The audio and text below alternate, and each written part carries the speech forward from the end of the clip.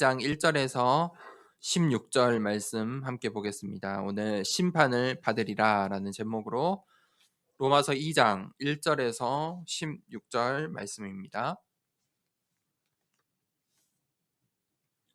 로마서 2장 1절에서 16절 말씀을 교독을 하겠습니다.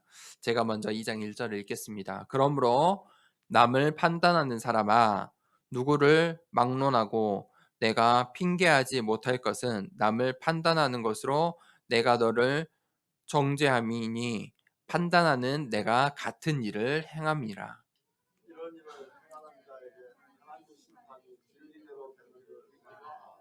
이런 일을 행하는 자를 판단하고도 같은 일을 행하는 사람아, 내가 하나님의 심판을 피할 줄로 생각하느냐?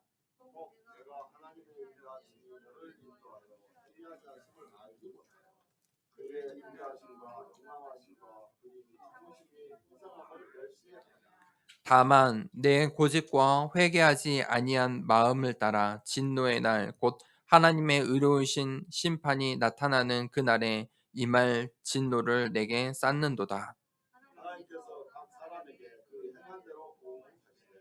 참고 선을 행하여 영광과 존귀와 썩지 아니함을 구하는 자에게는 영생으로 하시고,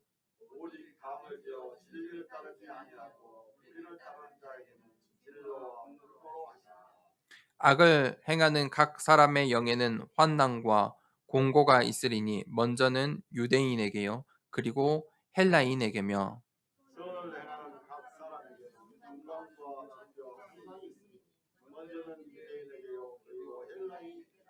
이는 하나님께서 외모로 사람을 취하지 아니하심이라.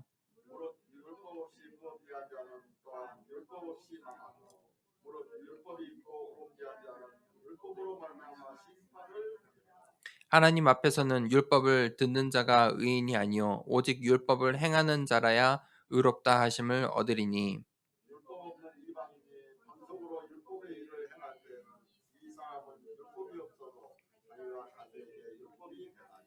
이런 이들은 그 양심이 증거가 되어 그 생각들이 서로 혹은 고발하며 혹은 변명하여 그 마음에 새긴 율법의 행위를 나타내느니라. 곧 나의 복음에 이른 바와 같이 하나님이 예수 그리스도로 말미암아 사람들의 은밀한 것을 심판하시는 그날이라. 아멘. 세상은 계속해서 우리를 또 이 신자들을 또 불신자들을 이 세상을 속이고 있습니다. 무엇으로 속입니까? 창세기 3장에 보면 좋은 것으로 속입니다. 좋은 것이란 게 무엇입니까? 나에게 좋은 것이죠. 내 기준이죠. 나에게 좋은 것. 그것으로 우리를 속입니다. 아담과 하와가 그것이 하나님의 언약을 어기고 하나님의 언약을 보지 못하고 자기들에게 좋아 보이는 것입니다. 거기에 속는 것입니다. 창세기 6장에 네피림 시대에 어땠습니까? 보암직스러운 것. 보암직스럽다는 것은 무엇입니까? 갖고 싶어지는 것입니다. 나의 것입니다. 네피림 시대는 어떤 시대입니까? 사람들이 서로 보기 좋은 것을 쫓아가는 시대입니다. 그것이 네피림 시대입니다. 보암직스러운 것입니다. 그것으로 세상이 우리를 속입니다. 창세기 11장 바벨탑 시대에는 어떤 시대입니까? 우리입니다. 나의 것을 포장하는 것입니다. 우리로 포장했습니다. 그것으로 속입니다. 우리를 보여줍니다. 우리를 자랑하면서 속이는 것입니다. 그런데 성경은 그것들이 장차 망할 것이라고 말하고 있습니다. 장차 망할 것들입니다. 이 세상의 것들은 영원히 가져갈 수 없는 것들입니다. 조금 덜 가지고 더 가졌을 뿐이지 결국은 망할 것이고 영원하지 못하다는 꼭 성경은 말하고 있는 것입니다. 그러면서 성경은 영원한 것에 대해서 말하고 있습니다. 영원한 것, 가장 우리에게 하나님께서 주신 축복, 그 영원한 것 중에 가장 큰 축복이 무엇이냐? 바로 예수 그리스도의 이름입니다. 그 이름의 능력입니다. 우리에게 가장 필요한 것입니다. 그 이름은 영원한 것입니다.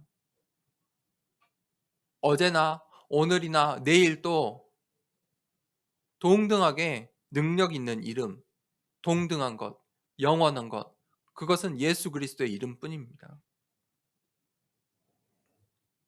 오늘 읽었던 그 로마에 적용되는 말씀이지만 이 로마를 살릴 그 이름이 오늘 우리의 가정을 살리고 우리의 교회를 살릴 똑같은 이름입니다. 예수 그리스도. 하나님께서 우리에게 그 신분과 그 영적인 배경을 주신 것입니다. 오늘 부활주일로 예배를 드립니다. 부활주일은 기억해야 될 것 무엇입니까? 부활주일에 기억해야 될 것은 바로 예수 그리스도의 이름입니다.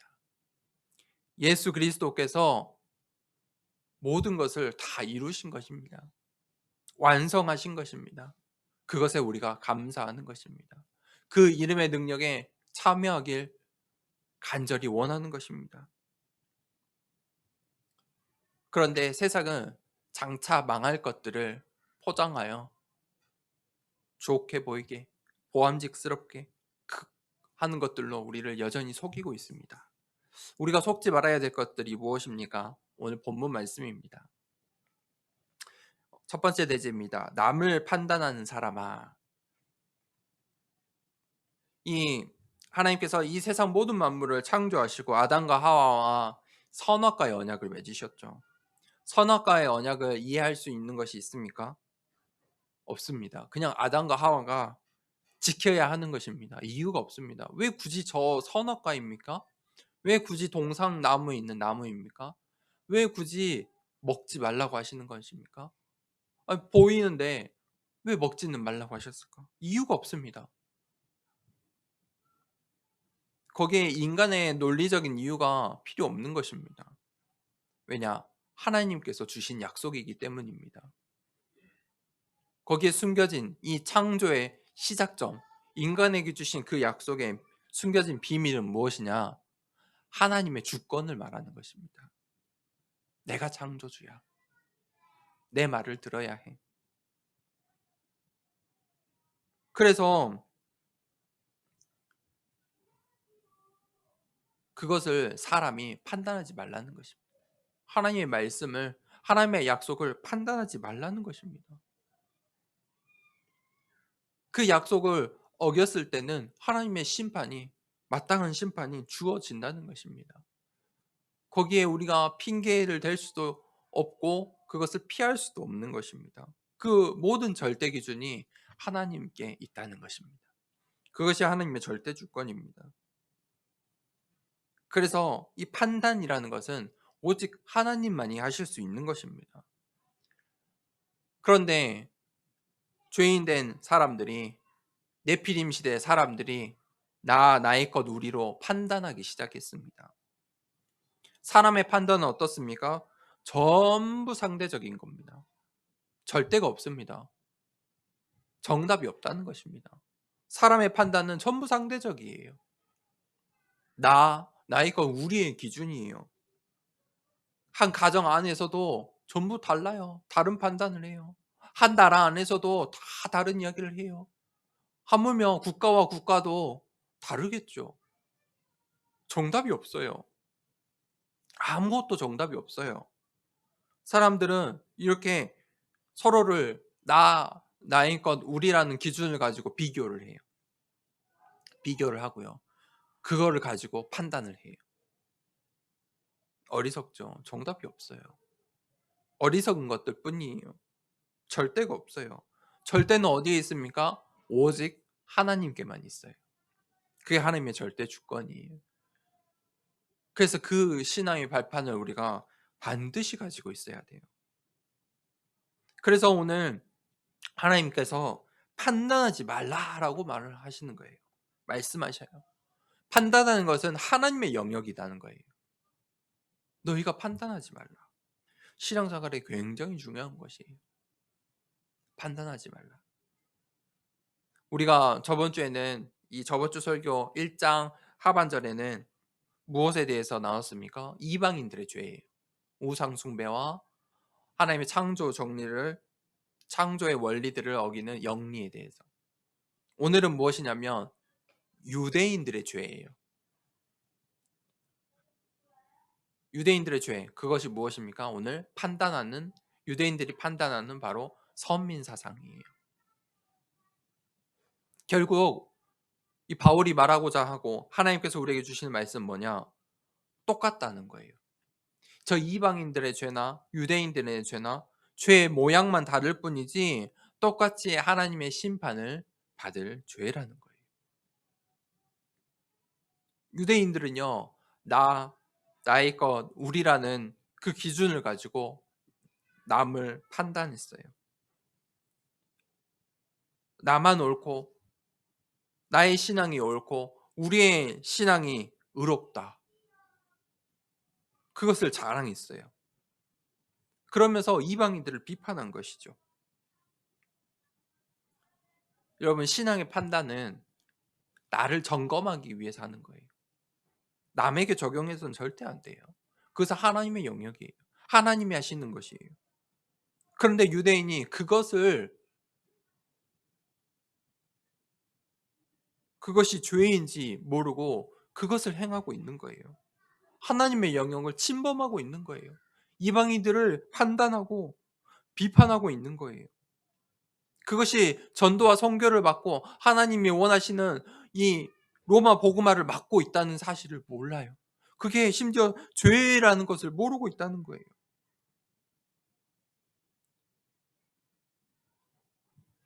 판단이라는 것은 절대 주권자만이 할 수 있는 거예요. 절대 기준이 있는 자만이. 사람에게는 그게 없어요. 그래서 하나님께서 우리에게 뭐라고 하셨냐? 나는 알파와 오메가다. 처음과 끝이다. 그 하나님 말고는 절대 기준을 가진 사람은 없어요. 전부 나의 것, 우리예요. 유대인들이 지금 거기에 빠져 있었어요. 그래서 우리는요, 나와 우리를 절대 절대화해서는 안 돼요. 절대 주장을 해서는 안 돼요. 그것은 하나님만이 하실 수 있는 거예요. 여러분, 판단하는 거의 반대말은 무엇이겠습니까? 돕고 살리는 거예요. 판단하는 것은 결국은 비교하고 비판하게 되어 있어요. 우리는 판단하는 자가 아니라 돕고 살리는 자가 되어야 돼요. 하나님께서 모든 사람을 동일하게 심판하세요. 하나님의 기준대로, 사람의 행위대로. 그것이 하나님의 심판이에요. 거기에 누구나 피해갈 수 없어요. 유대인들은 어떻게 생각했죠? 자신들은 그 심판을 받지 않는다 생각한 것이 어리석지요. 그래서 오늘 말씀을 통해서 유대인들에게 말하고 있어요. 남을 판단하지 말라. 두 번째 대제예요. 외모로 사람을 취하지 아니하신다. 하나님은요, 사람의 외모에 속지 않으세요. 그게 이제 4절부터 11절이에요. 하나님의 심판은 의로워요. 의로운 심판이에요. 유대인들이 착각을 하고 있었죠. 그게 이제 곧 자신들의 사상이 되고 그게 신학이 된 거예요. 오늘날도 그렇게 생각하고 잘못된 신앙을 가지고 있는 성도들이 많아요. 내가 하나님께 택한 백성이니까 나는 하나님의 심판을 받지 않을 거야. 그러면서 자신들의 잘못된 행위나 판단하는 것을 회개하지 않는 것이죠. 하지만 6절에 하나님께서 각 사람에게 그 행한 대로 보응하신다라고 말하고 있어요. 각 사람의 행한 대로 무슨 말이에요? 하나님께서 각 사람의 모든 것을 보시고 판단하시고 보응하세요. 유대인들이 그러한 죄 가운데 있는데 그들이 이 자신들에게 하나님의 심판이 이 즉각적인 이 즉각 심판이 없으니까 착각한 거예요. 하나님께서 왜 유대인들을 즉각적으로 심판하지 않았을까요? 우리가 죄 가운데 있을 때 하나님께서 우리가 죄를 지으면 바로 벌을 주시지 않을까요? 하나님의 인자하심 때문이에요. 하나님께서 기회를 주세요. 하나님의 은혜 때문이에요. 그것을 알아야 돼요. 그것이 잘하는 것이다. 그것이 죄라는 것을 알아야 돼요. 유대인들은 자신들이 맞다고 생각하고 있는 거예요. 아직 다가오지 않을 심판을 보지 못하고 여전히 선민 사상에 빠져 있는 것이죠. 그것들이 어떻게 되었습니까? 5절에 다만 내 고집과 회개하지 아니하는 마음을 따라 진노의 날 곧 하나님의 의로우신 심판이 나타나는 그날에 임할 진노를 내게 쌓는도다. 완전히 나의 것 우리 그것이 고집이 되는 거예요. 각인 뿌리 체질되어 버리는 거예요. 고집이 되어 버렸어요. 이 유대인들이 그것이 완전히 고집이 되어 버렸어요. 그 선민 사상에서 벗어나올 수가 없어요. 우리가 신앙생활을 하는데 응답을 받지 못하거든요. 때론 지치거든요. 분명히 잘못된 거에 각인 뿌리 체질 내려져 있어서 그래요. 근데 그것이 완전히 고집이 되어 있기 때문에 그것을 보지 못하는 거예요. 그것을 회개하지 못하는 거예요. 그것을 넘어서지 못하는 거예요. 회개는 어떻게 할 수 있습니까? 내가 하는 게 아니에요. 사람들이 회개하라 이렇게 말하는데 회개는 내가 회개합니다라고 해서 되는 게 아니에요. 일방적인 게 아니에요. 하나님이 받아주셔야 되는 거예요. 회개는 진짜 회개는 뭐냐면요. 하나님 죄송합니다. 이런 죄를 지었습니다. 이런 죄를 지었습니다. 그것이 회개가 아니에요. 잘못된 사람들이 신앙생활을 하는데요. 안타까워요. 울고 불고 그걸로 회개받는 게 아니에요. 회개는요. 하나님의 인도하심 따라 성령의 인도 따라서 회개가 되어지는 거예요.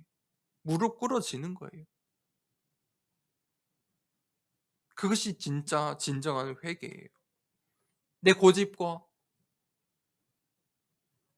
내가 잘못된 이 나의 신앙들을 죄 가운데 있음을 고백하고 자백되어지는 거예요.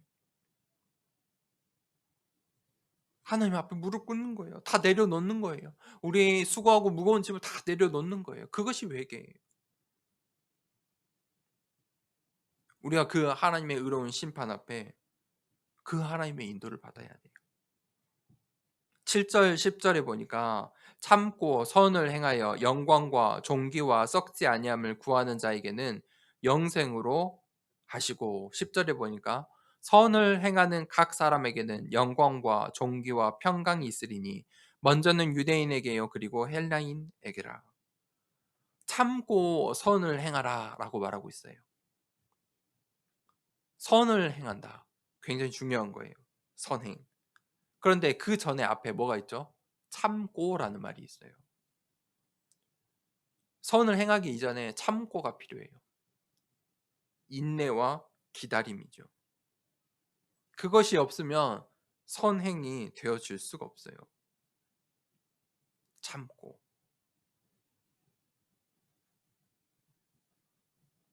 선을 행한다는 것은 삶이에요.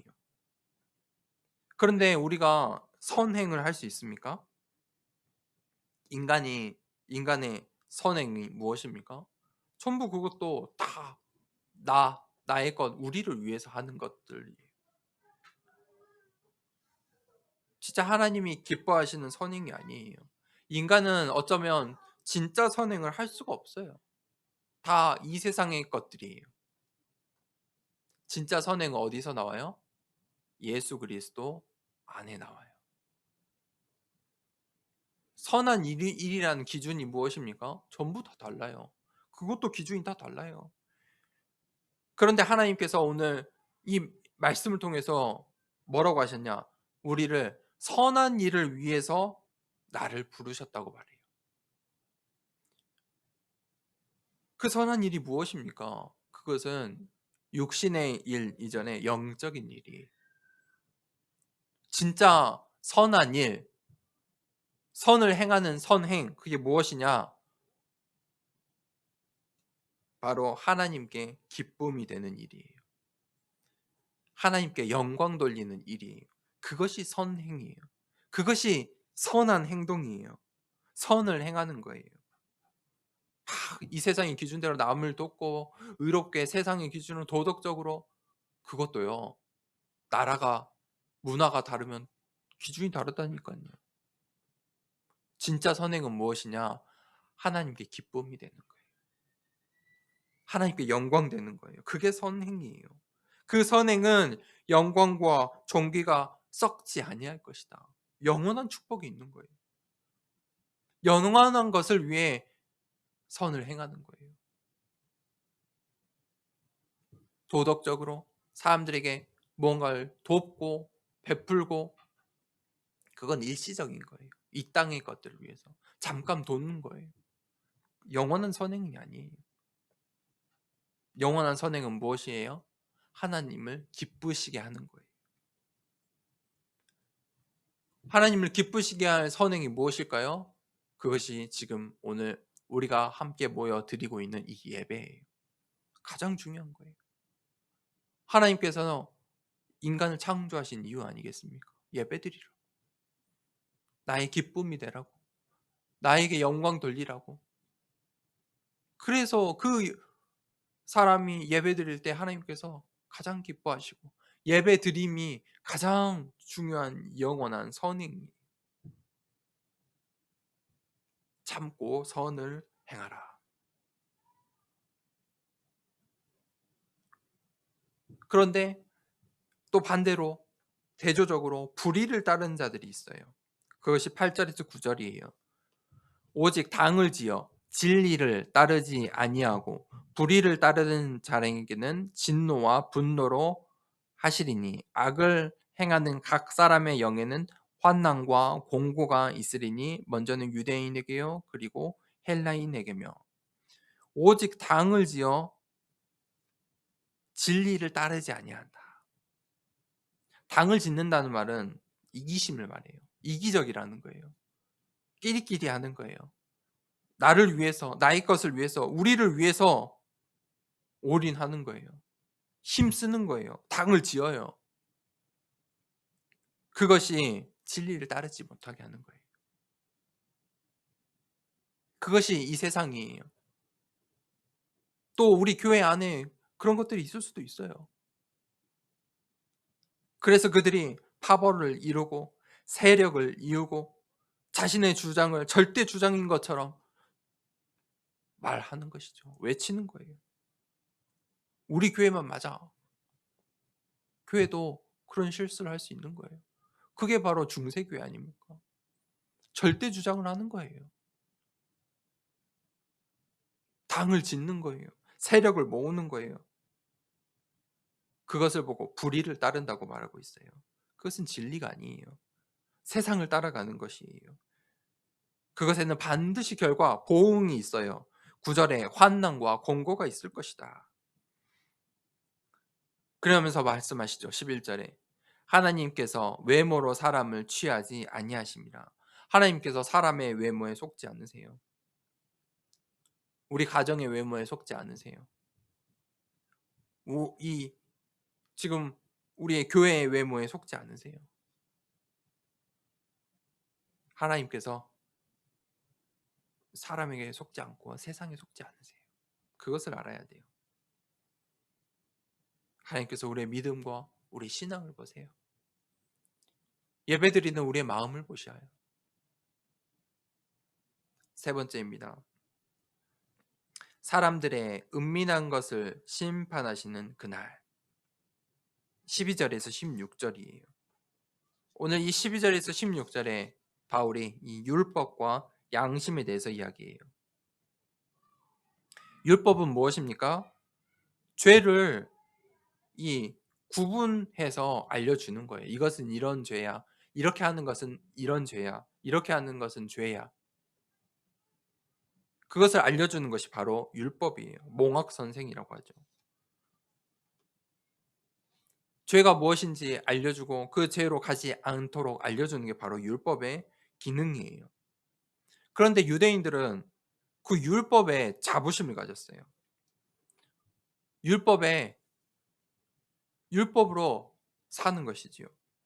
그런데 그들이 그 율법으로 이방인을 판단했어요. 무슨 말이에요? 그 율법으로 도리어 죄를 지은 것이죠. 자신들의 죄를 짓지 말라고 주신 그 율법으로 도리어 그 율법으로 이방인들을 판단하고 죄를 지었어요. 바울이 이 서신서에 계속 그렇게 이야기하고 있죠.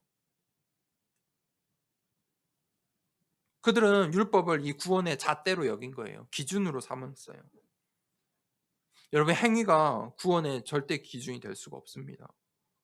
근데 교회에서도 그렇게 가르친다니까요. 그런 잘못된 신학을 가르쳐요. 그게 지금 천주교 신학이거든요. 천주교 가면 그렇게 가르쳐요. 여러분, 구원받은 거 아니에요. 전조교 가면. 구원받았다고 가르치지 않아요. 구원을 위해서 살라고 해요. 노력하며 살려고 해요. 그래서 계속 회개해야 하고 고해성사 해야 한다고 가르쳐요. 완전히 나중심적인 거예요. 거기 기준이 어디에 있습니까? 나중심적이에요. 그러면서 그러한 그 천주교 신학이 요즘은 이 교회 기독교 안에 들어와 있어요.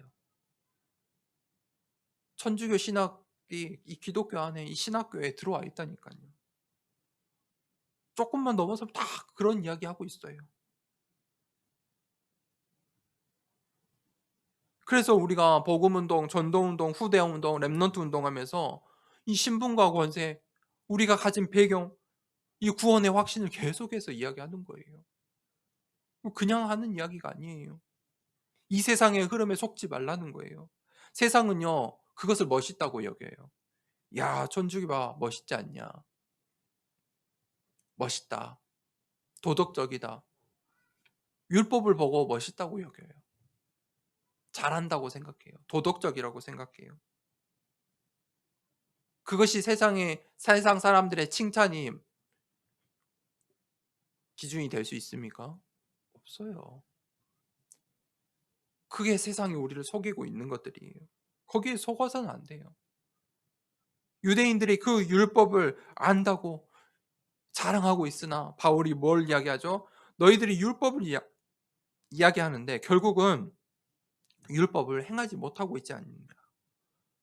율법을 알기만 해요. 결국 자기들도 행하지 못하고 있어요. 결국은 자기들도 그 율법으로 죄를 짓고 있잖아요. 그러면서 바울이 양심을 이야기해요. 바울은 이 율법보다 고상한 것이 양심이라고 말해요. 양심은 무엇입니까? 자신의 이 행위를 판단하는 거울이에요.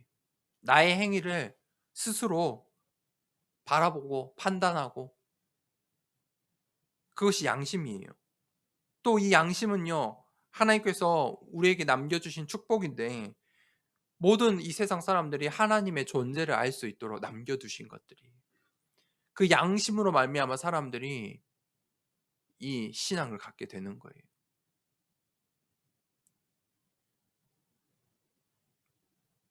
이 법이라는 것은요, 전부 다 달라요.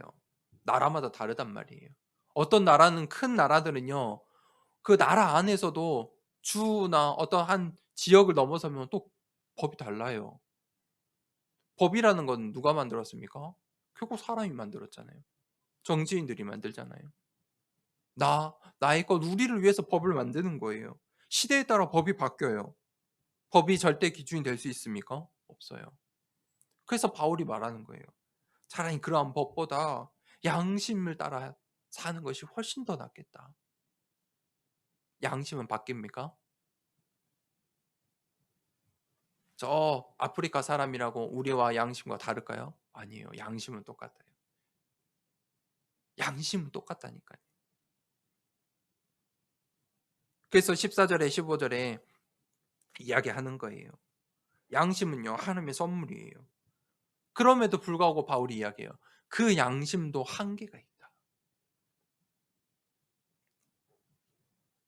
하나님께서 주신 그 양심에도 한계가 있어요. 왜 그래요?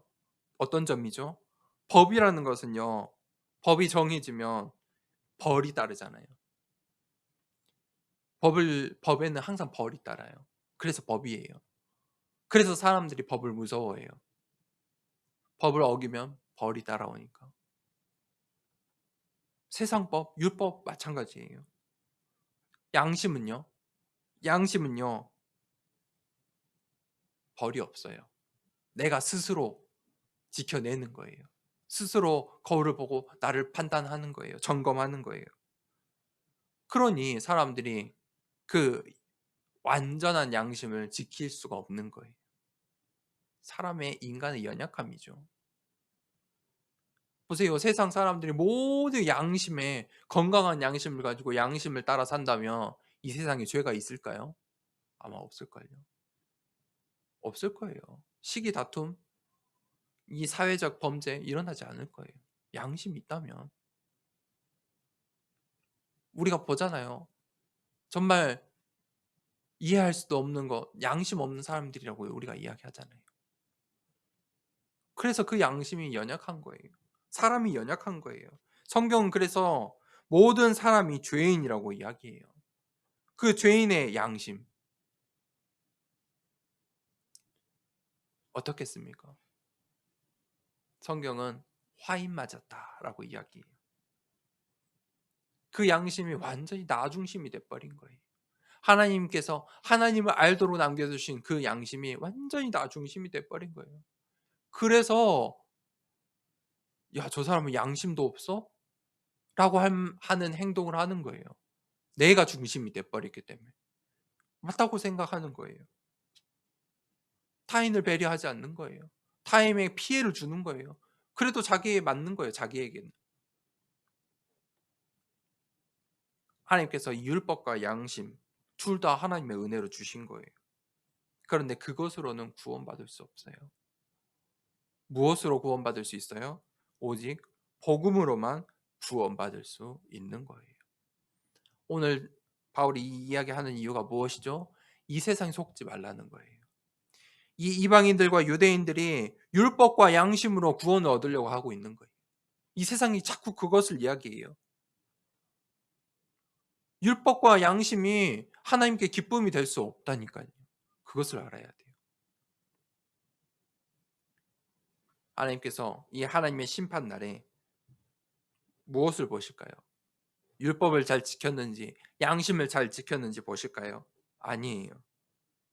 심판 날에 하나님께서 보시는 것은 딱 한 가지예요.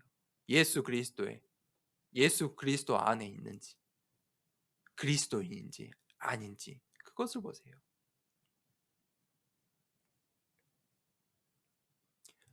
오늘 부활주일로 예배를 드립니다.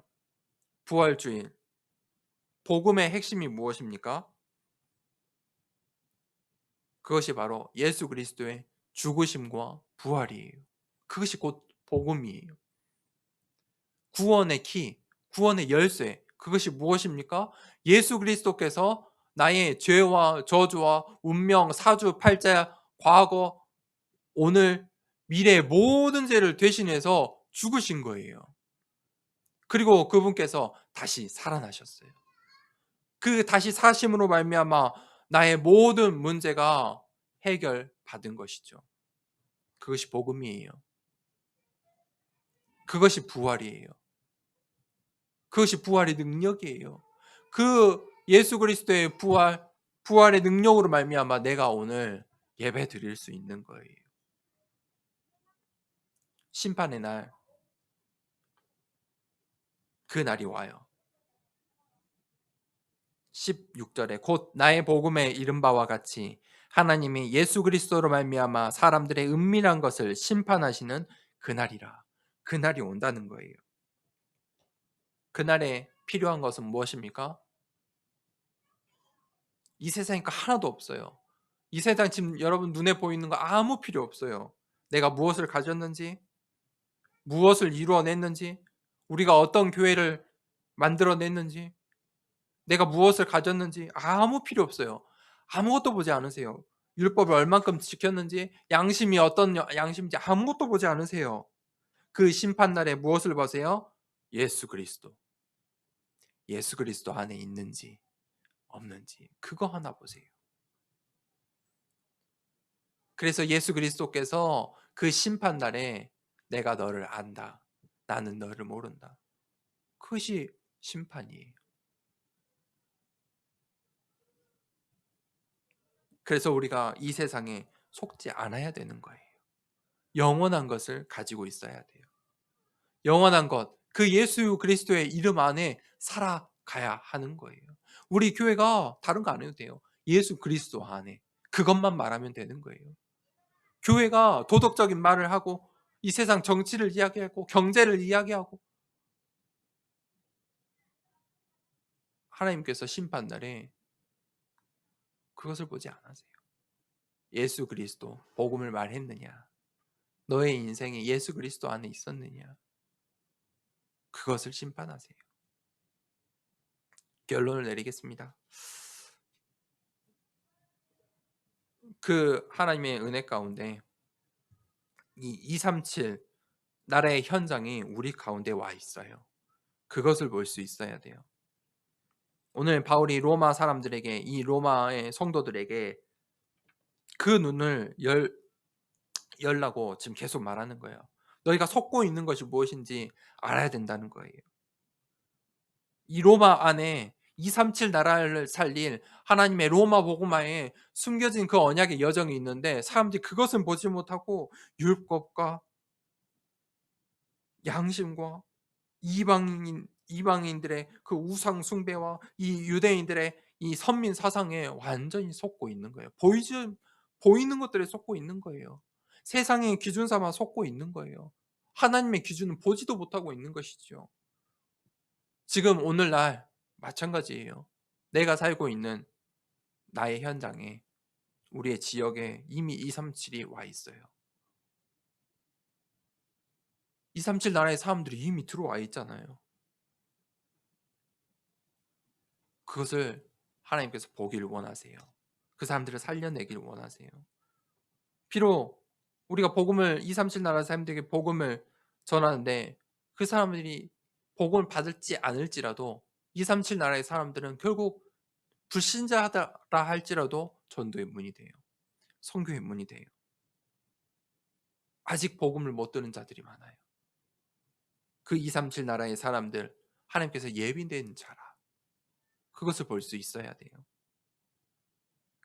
237 나라의 현장이 지금 우리의 가까이 와 있는 거예요. 하나님께서 그걸 보기를 원하세요. 두 번째, 치유의 현장이에요. 우리의 현장들이 온통 육신의 병, 영적인 병에 가득 차 있어요. 무슨 말이냐? 예수 그리스도의 이름이 필요하다는 거예요.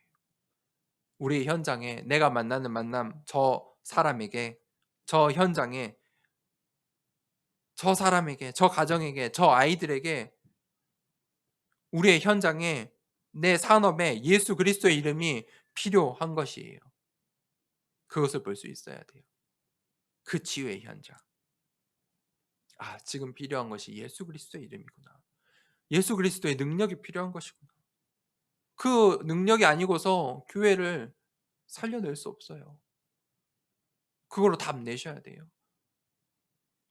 그 영적인 눈을 열어야 돼요.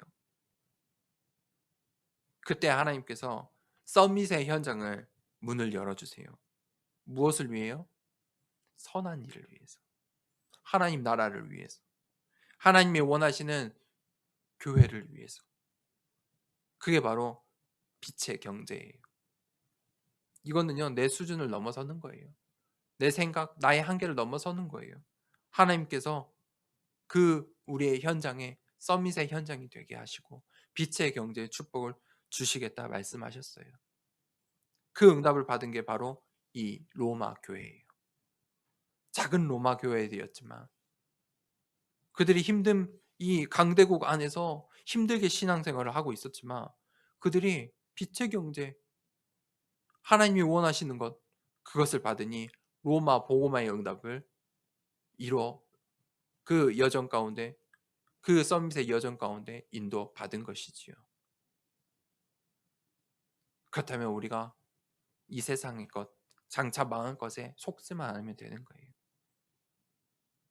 하나님께서 원하시는 참고 선을 행하며 영원한 것을 붙잡고 나아가면 되는 것이죠. 왜 그렇습니까? 결국 심판의 날이 다가오기 때문이에요.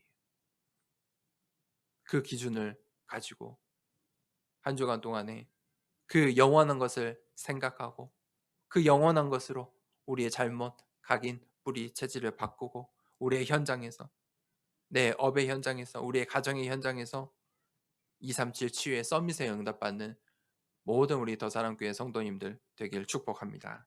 이 시간에 함께 기도하겠습니다. 하나님, 오늘 부활주일인데 정말 그 예수 그리스도의 이름의 능력으로 우리의 가정이, 나의 영혼이, 나의 육신이, 나의 산업의 현장이 치유함 받게 하여 주시옵소서. 그 현장에 237 나라 살릴, 정말 하나님 교회 살릴 하나님 응답받게 하여 주시옵소서. 이 시간 함께 기도하도록 하겠습니다.